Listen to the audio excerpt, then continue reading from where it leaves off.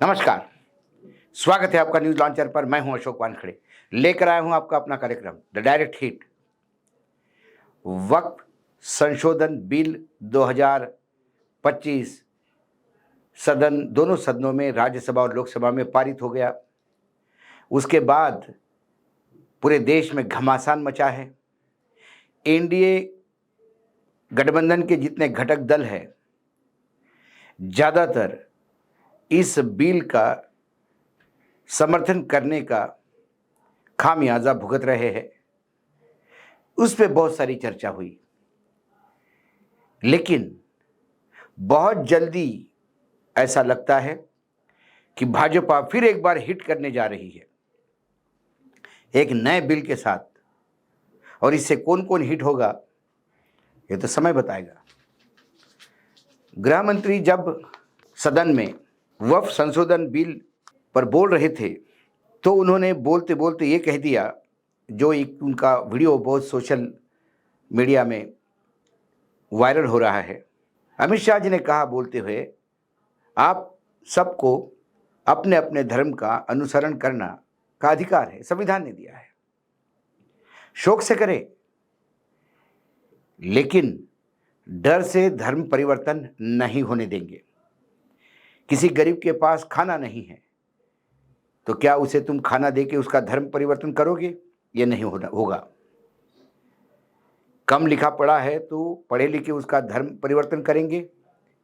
ये भी नहीं होगा, ऐसा होने नहीं देंगे। इस बात को लेकर जो अमित शाह ने जितनी ताकत के साथ कहा, उससे अब चर्चा बहुत जोरों पे है कि केंद्र सरकार बहुत जल्दी ही धर्मांतरण विरोधी कानून केंद्र में ला रहा है, जैसा विभिन्न राज्यों में भाजपा शासित बने हैं, जिससे धर्मांतरण करना बहुत और जटिल हो जाएगा।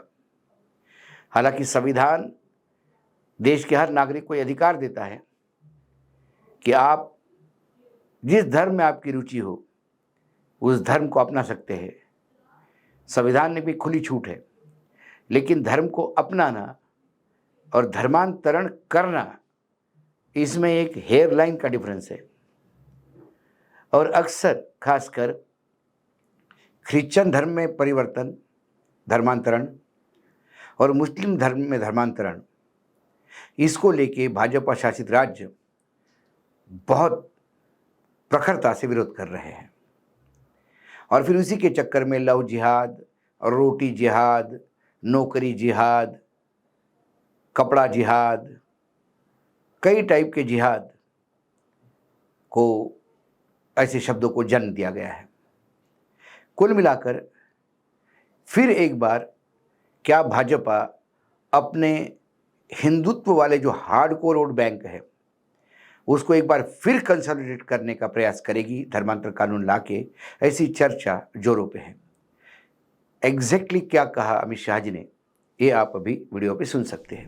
मेरी पार्टी की सरकार है कन्वर्जन पर कानून लाती, माने सबको अपना धर्म का अनुसरण करने का अधिकार है, वो शौक से करे। मगर लोग लालच, भय, इससे धर्म परिवर्तन नहीं कराया जा सकता। किसी गरीब के पास खाना नहीं है, खाना देकर उसका धर्म बदला दोगे? कोई थोड़ा कम पढ़ा लिखा व्यक्ति है, उसका धर्म बदला दोगे? ऐसे नहीं होगा मान्यवर। और आपने भी किए हैं कानून, आप नए नए आए हो, आपको मालूम नहीं है मान्यवर, इनको मालूम नहीं, अभी अभी आए हैं 5 साल से। ये कांग्रेस पार्टी ने कानून किए थे।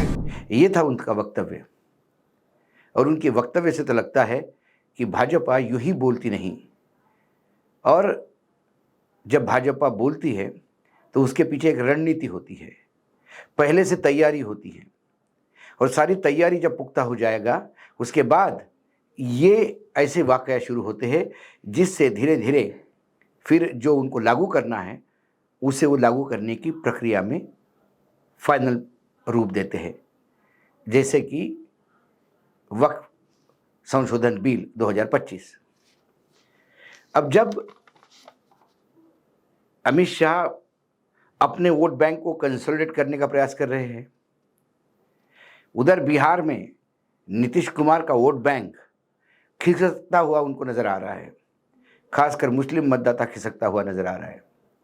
जो युवा लगातार जुड़ा हुआ था नीतीश कुमार के, क्योंकि उनकी एक सेक्युलर और एक स्वच्छ छवि थी, उसको पूर्ण रूप से ग्रहण लगा दिया भाजपाइयों ने।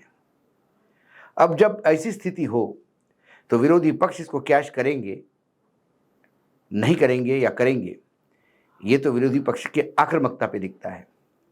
बिहार में आरजेडी आक्रामक तो थी ही, लेकिन कांग्रेस जो मरणासन्न स्थिति में थी, वो भी बहुत ताकत के साथ फिर से बाउंस बैक करने के लिए तैयारी कर रही है। एलोवेरा को वहाँ जनरल सेक्रेटरी इंचार्ज बना के भेजना, अध्यक्ष बदलना, ये तो शुरुआत थी। उसके बाद वहाँ पे स्क्रीनिंग कमेटी बनी गई और जिला जिला में जाके उस स्क्रीनिंग कमेटी ने उस जिले की, हर जिले का एक सर्वे किया और एक प्रयास किया कि क्या वहाँ नेतृत्व बदलने की ज़रूरत है, क्या नया कोई नेतृत्व उभर रहा है, वहाँ कांग्रेस क्यों नहीं बनप रही है। ऐसे कई सारी रिपोर्ट्स वो सबमिट करेंगे पटना में, जब राहुल गांधी 7 तारीख को होंगे। दूसरी तरफ कन्हैया कुमार जो एक बड़ी रैली लेके निकले हैं, पदयात्रा करके चल रहे हैं, और वो है कि पलायन रोके नौकरी दो, इस यात्रा का नाम है। उसका समापन भी 11 तारीख तक पटना में होगा और ये बताया गया है कि कन्हैया कुमार उस दिन नीतीश कुमार के आवास का घेराव करेंगे। मतलब अब बिहार ये रण बन गया है अगले चुनाव का।